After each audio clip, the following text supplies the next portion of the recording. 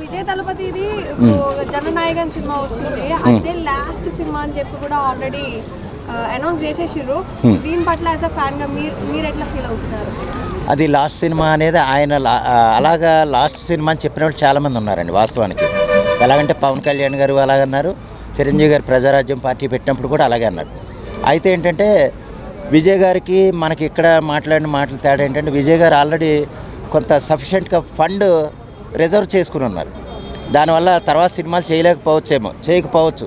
ఎందుకంటే ఇప్పుడు అధికారం వస్తే కనుక, అధికారం వస్తే ఎవరో చేయలేరండి. కానీ అధికారం రాకుండా మళ్ళీ ఒక 5-6 సీట్లతో పరిమితం అయ్యారనుకోండి, మళ్ళీ ఆయన సినిమాలు చేసేస్తారని నేను అనుకుంటున్నాను. అలాగే దాని గురించి ఆయన ఒక ప్రసంగానికి సంబంధించి వెళ్ళినప్పుడు పెద్ద స్టాంపేడ్ జరిగిందండి. స్టాంపేడ్ జరగడం ఏంటంటే తొక్కిసలాట అయింది. మనకి ఆంధ్రాలోనూ చాలా సందర్భాల్లో రాజకీయ పార్టీలు పెట్టినప్పుడు జరుగుతుంటాయి. ఆయన పార్టీ పెట్టి ఆ సందర్భంలో జరిగిన తొక్కిసలాట గురించి హైకోర్టు పిలిచింది. ఆయన ఏదో నష్టపరిహారం ఏదో అన్నారు. సహజంగా ఏంటంటే ఒక సినిమా యాక్టర్లను చూసేటప్పుడు ఒక రాజకీయ నాయకుడిగానే చూడరండి ఎవరైనా సరే. ఎందుకంటే సినిమా ఇప్పుడు దాకా ఇన్ని సినిమాలు చూసాం కదా, ఈయన ఎలాగున్నారు, బయట ఎంత హైట్ ఉంటాడు, ఎంత తెల్లగా ఉంటాడు, ఎంత బాగుంటాడో ఒకసారి చూద్దామన్న ఉద్దేశంతో ఓట్లు వేసేద్దామని వచ్చిన వాళ్ళు కాదండి వాళ్ళందరూ. ఆయన పార్టీ పెట్టాడు కదా, మనం వెంటనే ఆయన ఓట్లు గుద్దేద్దామన్న ఉద్దేశంతో వచ్చిన వాళ్ళు కాదు. ఆయన ఎలాగుంటాడో చూద్దామని వచ్చిన వాళ్ళే 70% ఉంటారు. అందువల్ల ఏంటంటే తొక్కిసలాట, అభిమానంతో వచ్చే తొక్కిసలాట వల్ల జరిగిన ప్రమాదాలు తప్ప క్రియేట్ చేసింది కదా. అదే క్రియేట్ అట్లానే తెలుగుదేశం పార్టీ కూడా కందుకూరులో పెట్టినప్పుడు 8 మంది అనేది చనిపోయారు. అవునండి. అప్పుడేం హైకోర్టులో ఏమి పిలవలేదు ఇంతవరకు. మరి దీనివల్ల ఎందుకు పిలవాలి? ఇది ఎలాగంటేనండి, ఇది మనకి తమిళనాడు ప్రభుత్వ విధానాలు వేరండి.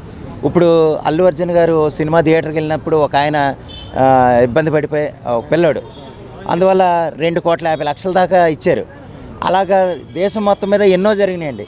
కానీ ఎక్కడ ఎవరో రియాక్ట్ అయిపోయింది లేదు, రూపాయి డబ్బులు ఇచ్చింది లేదు.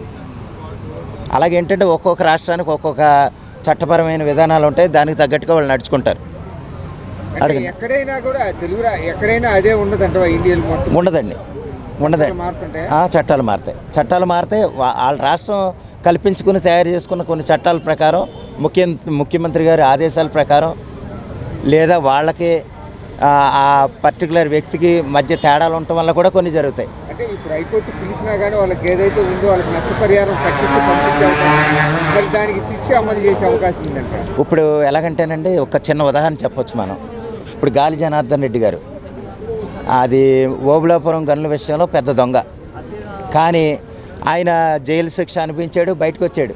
ఇప్పుడు ఆయన మొన్న కాషాయం పార్టీ మారిపోయి ఆర్ఎస్ఎస్లో తిరిగేస్తున్నాడు. ఇంకా ఆయన అడిగేవాళ్ళు ఉండరు. అదే మోడీ గారికి వ్యతిరేకంగానో లేదా బీజేపీ పార్టీకి వ్యతిరేకంగా మాట్లాడుంటే కనుక ఆయన ఇప్పుడు జైల్లోనే ఉంటాడు. ఇలాగేంటంటే ఒక పార్టీ పరంగానో, వర్గాల పరంగానో, రాష్ట్రాల పరంగానో చట్టాలు వాళ్ళకు అనుకూలంగా మార్చుకోవటం వల్ల కొన్ని అవకాశాలు అలా జరుగుతాయి. ఇప్పుడు ప్రభుత్వం నిలకడగా స్తబ్దతగా ఉందనుకోండి, విజయ్ గారు వచ్చాడు బయటికి, తొక్కిసలాట జరిగింది, ఆ విషయం మీద ప్రభుత్వం ఏదైనా మాట్లాడితే మళ్ళీ ఇదిగో ముఖ్యమంత్రి గారు మంచి చర్యలు తీసుకున్నారు కదా అని ప్రజలేమన్నా అనుకుంటారేమో అన్న ఉద్దేశంతో స్పందించవచ్చు.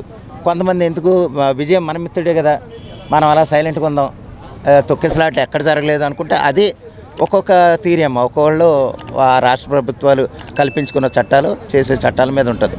ప్రత్యేకంగా దీనికి భయపడే అసలు అతిపెద్ద ఆర్థిక నేరస్తులే భయపడట్లే, వాళ్ళేం చూడనే కాదండి.